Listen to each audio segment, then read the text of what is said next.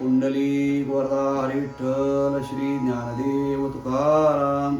नमस्कार मंडळी, अमृतबिंदू या आध्यात्मिक मराठी यूट्यूब चॅनलवर पुन्हा एकदा आपले स्वागत आहे.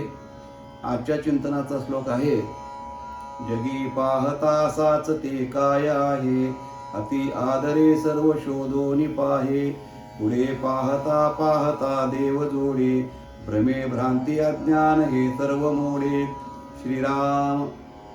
मंडळी, याही श्लोकामधून समर्थांनी सत्य वस्तू जी असणारा जो परमात्मा, त्या परमात्म्याचं जीवाला ज्ञान झालं पाहिजे आणि ते ज्ञान जोपर्यंत होत नाही तोपर्यंत अज्ञानाच्या आवरणामुळं जीवाला दुःख भोगावं लागतं हे सांगितलेलं आहे. समर्थ म्हणतात की जगामध्ये काय खरं आहे ते माणसानं त्याचा शोध घेण्याचा प्रयत्न केला पाहिजे. जगामध्ये सत्य काय आहे आणि असत्य काय आहे याचा शोध माणसाने घेतला पाहिजे. पण तो घेत असताना त्याची नजर असायला पाहिजे, ती चौकस असली पाहिजे. अति आदरे सर्व शोधोनी पाहे, समर्थ म्हणतात. अति आदरानं आणि चिकित्सक बुद्धीनं या सगळ्या गोष्टीचा शोध मनुष्याने घेतला पाहिजे. या ब्रह्मांडामध्ये, या विश्वामध्ये अनेक वस्तू डोळ्याला दिसतात, सर्व पदार्थ दिसतात, सजीव निर्जीव, लहान मोठे, विचित्र चित्र विचित्र सगळे.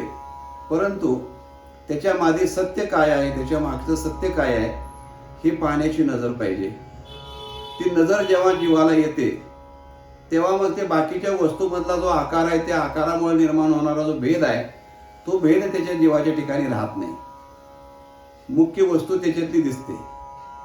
ज्याप्रमाणे एखाद्या यात्रेमध्ये आपण लहान मुलाला घेऊन जातो, 4-5 मुलांना घेऊन यात्रेमध्ये गेलो, त्या यात्रेमध्ये मिठाईची दुकानं असतात आणि त्या मिठाईच्या दुकानामध्ये साखरेची वेगवेगळी चित्र तयार करून विकायला ठेवलेली असतात.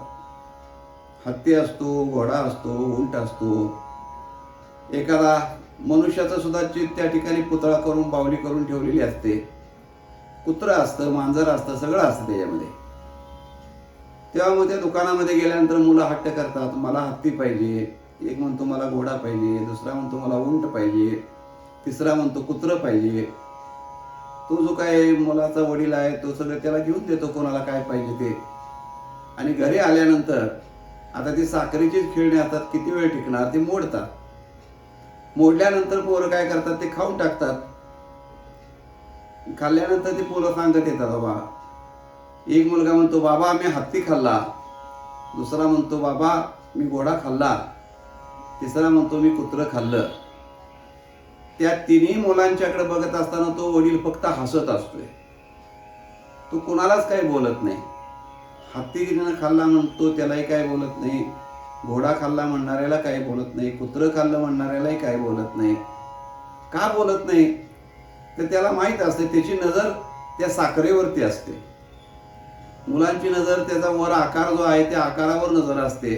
त्यामुळे त्यांना घोडा, हत्ती, कुत्रं, उंट इत्यादी दिसतं.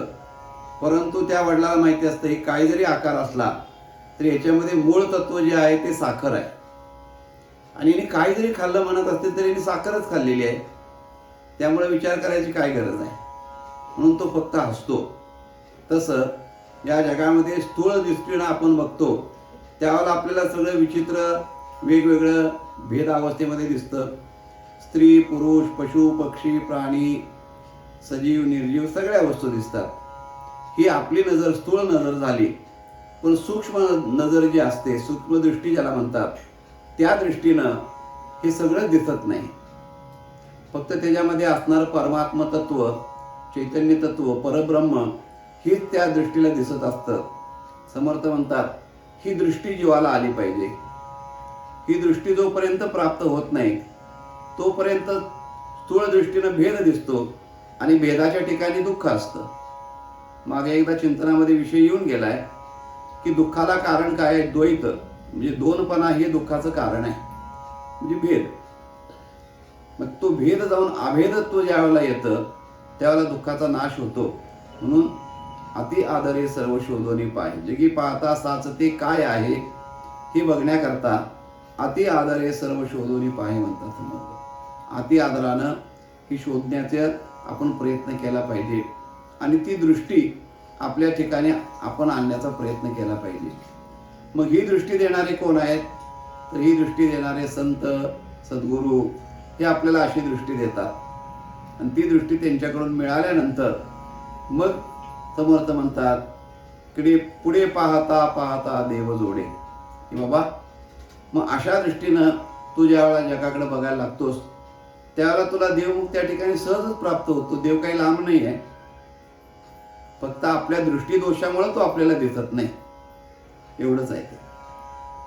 तो शोधण्याकरता कुठं रानावनात जावं लागत नाही, डोंगरा दऱ्यामध्ये फिरावं लागत नाही, काही करावं लागत नाही. तुकाराम महाराज म्हणतात नलगती सायास जावे वनांतरा. वनांतराला जावं लागत नाही, सायासही करावे लागत नाही. फक्त दृष्टीमध्ये बदल झाला पाहिजे. हा जो काही बदल होतो तो गुरुकृपेशिवाय होत नसतो. आणि म्हणून ह्याला किती जरी पुस्तकं वाचली आपण, काही केलं तर ते शब्दज्ञान होतं, ज्याला अपरोक्ष ज्ञान म्हणतात.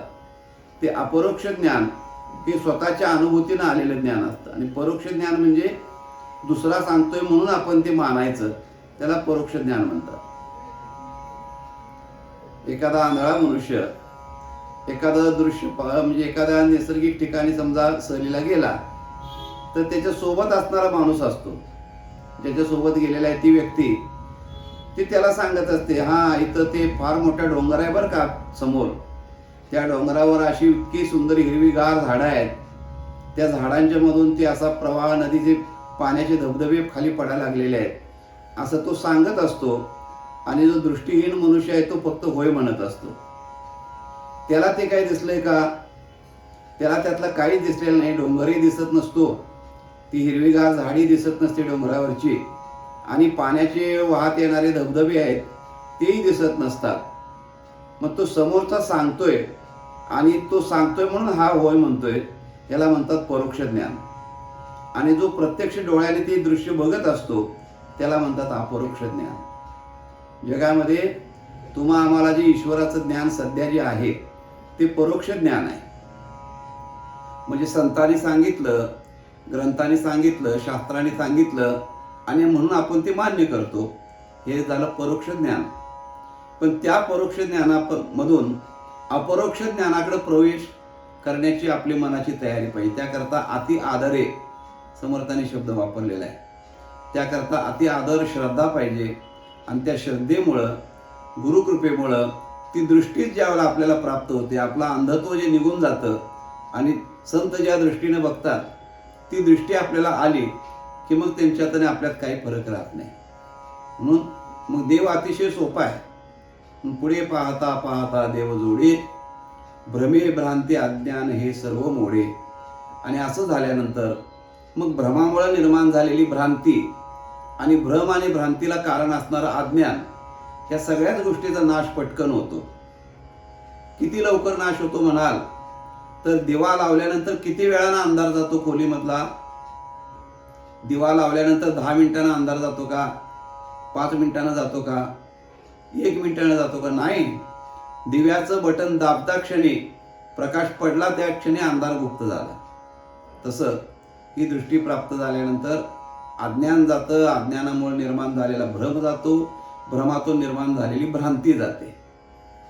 आता भ्रम आणि भ्रांती कशाला म्हणायचं? काल आपण भ्रमाचा विचार करून गेलो की दोरी आहे पण त्या दोरीच्या ठिकाणी सापाचा आभास होतो, त्याला भ्रम म्हणतात. आणि भ्रांती म्हणजे जे आहे तेच खरं मानणं, अज्ञानामध्ये त्या गोष्टीला खरं मानणं, ही भ्रांती आहे. एकदा जनक राजाला झोपेत असताना दुपारचं स्वप्न पडलं. काय स्वप्न पडलं? वास्तविक राजमहालामध्ये सोन्याच्या पलंगावरती, चांगल्या सुंदर असणाऱ्या मखमली गादीवरती राजा निजलेला होता. दास दासी सेवा करत होते, कोण पाय दावत होतो, कोण वारा घालत होतं, कोणी आणखीन काही सेवा करत होते. सगळे अशा सुखावस्थेमध्ये निजलेला राजा. पण स्वप्न पडलं की आपलं राज्य सगळं शत्रूनं बळकावलेलं आहे, आपल्याला भनंग भिकारी बनवलेला आहे आणि आपल्याला राज्यातून निष्कासित केले, हाकलून काढले. आपण कुठेतरी जाऊन भिक्षा मागायला लागलेलो आहे. 3 दिवस झालं पोटाला अन्न मिळालं नाही कुठेतरी वाळलेली भाकरी द्या, कुठेतरी नाचलेलं कालवण द्या, आमटी द्या असं मागतोय, पण ते पोटाला काही मिळालंच नाही. अशा अवस्थेमध्ये दुःख भोगायला लागलेला राजा तेवढ्यात घड्याळामध्ये टोल वाजला आणि त्या टोलच्या आवाजानं राजा जागा झाला आणि बघितलं तर आपण त्या ठिकाणी आहे त्या सुखा अवस्थेमध्ये आहे. तेव्हा राजाच्या मनामध्ये विचार पडला की हे खरं का ते खरं, हे खरं का ते खरं, हा प्रश्न पडला. राजाच्या दरबारामध्ये खूप पंडित होते. दुसऱ्या दिवशी पंडितांची सभा बोलवली आणि राजाने त्यांना फक्त प्रश्न केला, स्वप्न वगैरे काही सांगितलं नाही. हे खरं का ते खरं एवढाच प्रश्न केला. आता ते किती जरी विद्वान पंडित असले तरी हे खरं का ते खरं म्हणल्यावर काय सांगणार ते? हे म्हणजे काय ते म्हणजे काय जर सांगितलंच नाही तर मग हे खरं का ते खरं कसं उत्तर देणार? सगळ्या पंडितांना त्याचं काय उत्तर जमलं नाही आणि राजाने नियम असा केला की म्हणजे ज्याला उत्तर जर समजत नाही त्याला कारागृहामध्ये टाकायचं. कारण राजाश्रय ज्यांना असतो त्यांची हीच अवस्था असते. राजाश्रय ज्यावेळेला मिळतो त्यावेळेला राजाकडनं धन संपत्ती मान मोठेपणा भरपूर मिळतो, पण राजाची मर्जी एकदा त्या ठिकाणी खपा झाली, राजाच्या मर्जीतने एकदा उतरला तर तोच राजा त्यांना सन्मान देत होता तो त्यांना दुःखही देऊ शकतो. म्हणून राजाश्रय हे फार कठीण गोष्ट आहे. त्या राजाने असं केलं. मग त्या ठिकाणी अष्टावक्र नावाचे मुनी ऋषी होते, म्हणजे 8 वर्षाचे होते, कुमार होते. त्या अष्टावक्र ऋषींनी येऊन त्या राजाच्या दरबारामध्ये ज्यावेळेला राजाला विचारलं की काय तुझा प्रश्न आहे, त्यावेळेला राजाने सांगितलं की महाराज म्हणे हे खरं का ते खरं. तेव्हा त्याने उत्तर दिलं, राजा हेही खरं नाही तेही खरं नाही, खरं वेगळंच आहे म्हणे. राजाला पटलं. म्हणे तुम्ही योग्य माझ्या प्रश्नाचं उत्तर दिलं. आता सांगा की हेही खरं नाही तेही खरं नाही हे कसं? तेव्हा त्याने सांगितलं, राजा तू जे स्वप्न बघितलंस ते स्वप्न तू कुठं होतास? राजवाड्यामध्ये गादीवर झोपलेला होतास. स्वप्न काय बघितलं? भिकारी झालोय, पोटाला अन्न नाही, बरोबर? त्यावेळेला तुला ते खरं वाटत होतं की नाही? त्यावेळेला जर तू राजा आहेस असं तुला जर समजलं असतं किंवा त्याचं ज्ञान असतं तुला स्वप्नामध्ये तर तू दुःखी झाला असतास का? नाही.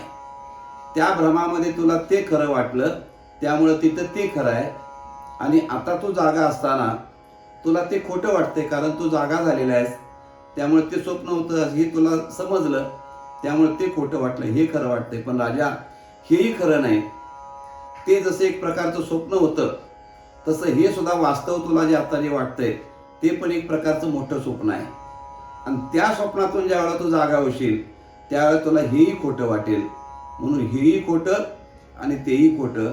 खरं जे आहे ते यापेक्षा, या दोन्हीपेक्षा वेगळं आहे. आणि ते खरं संतांच्या सद्गुरूंच्या कृपेनं जीवाला समजत असतं. म्हणून पुढे पाहता पाहता देव जोडे, भ्रमे भ्रांती अज्ञान हे सर्व मोडे. आणि ते असं अज्ञान मोडल्यानंतर, अज्ञान निवृत्ती झाल्यानंतर खऱ्या देवाची प्राप्ती होते. तुम्ही म्हणाल खरा देव आणि खोटा देव हा काय प्रकार आहे? तर खरा देव म्हणजे जो वास्तवामध्ये आहे तो, आणि खोटा देव त्याला म्हणायचं की जो कल्पनेनं आपण बनवलेला आहे, माणसाने बनवलेला तो खोटा देव. माणसं खोट्या देवाच्याच मागे जास्त लागतात. तुका म्हणे कैसे आंधळे हे जन, गेली विसरून खऱ्या देवा म्हणतात महाराज. तुकाराम महाराजांनी वापरलेला शब्द आहे खरा देव. तेव्हा अशा खऱ्या देवाची प्राप्ती म्हणजेच आत्मस्वरूपाची, म्हणजेच चैतन्य रूप परब्रह्माची जीवाला ओळख होणं, हेच अंतिम सुखाचं असणारं जीवाचं उद्दिष्ट आहे. ते प्राप्त करून घ्यावं, त्याकरता सद्गुरू संत कृपा व्हावी. आणि ती होण्याकरता मनुष्याच्या ठिकाणी आदर आणि श्रद्धाभाव असावा, असं समर्थांचं या श्लोकामधून तुम्हाला आणि मला असणारं मंडळी सांगणं आहे. तेव्हा या श्लोकाचं असणारं हे चिंतन आपल्याला कसं वाटलं ते जरूर कळवा. चॅनलला अवश्य सबस्क्राईब करा आणि इतरांच्यापर्यंत याची माहिती जरूर पोचवा. भेटूया मंडळी पुन्हा पुढच्या भागामध्ये. तोपर्यंत नमस्कार. रामकृष्ण हरी.